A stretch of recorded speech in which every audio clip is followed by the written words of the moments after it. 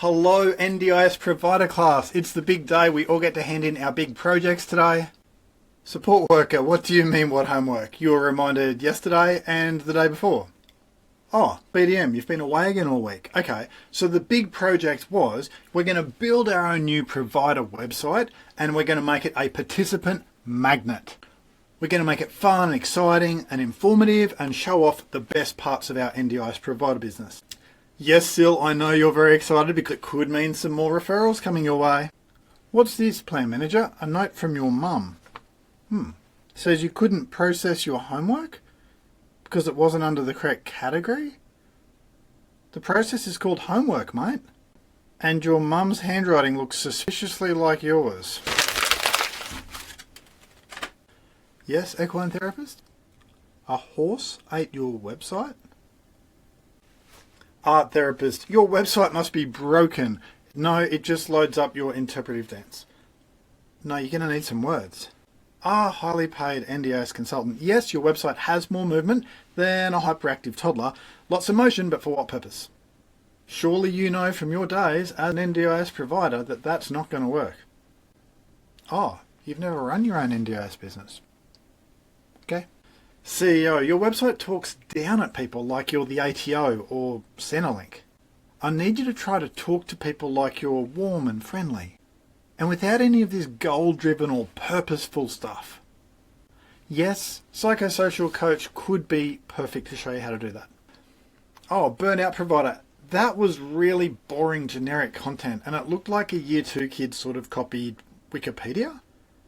You paid someone else to do it. Overseas. Well, next time we need to choose someone with fluent English.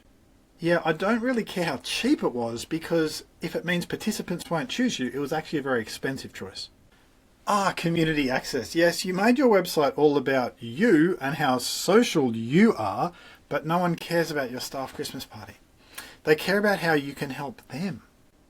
And what's with needing 10 fields of information on your contact page? All you really need is name, phone, email, and how can we help? Yes, it's not a passport application. Would you fill that in if you're on mobile? Support worker. Yes, you've started now. That is a good start. I've actually never seen so many participants on one website before. But maybe blur out that drunken neighbour in the background.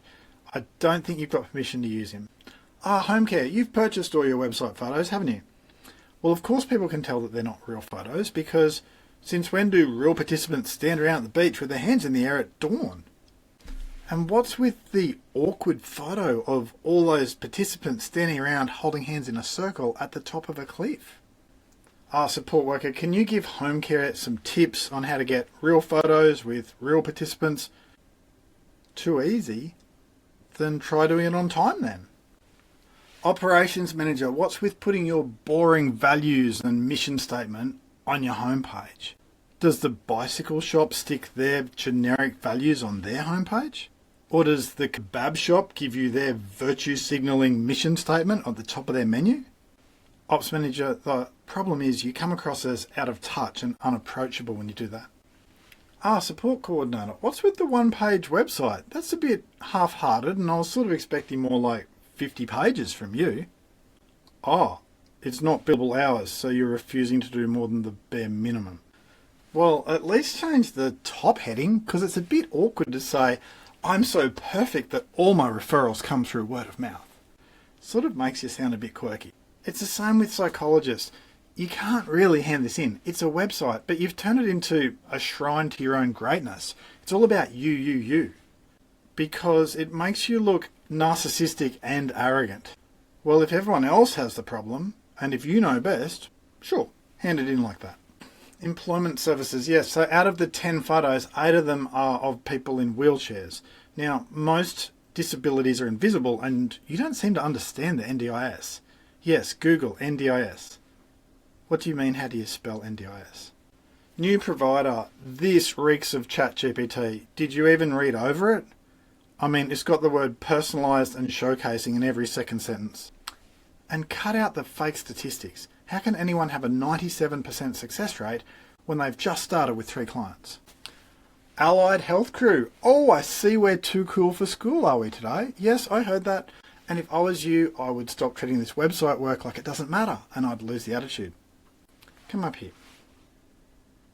Thanks for coming up here. Now, just quietly, it's getting harder and harder for participants to be able to afford you because their plans are getting cut and it's getting more and more tricky even to get onto the NDIS.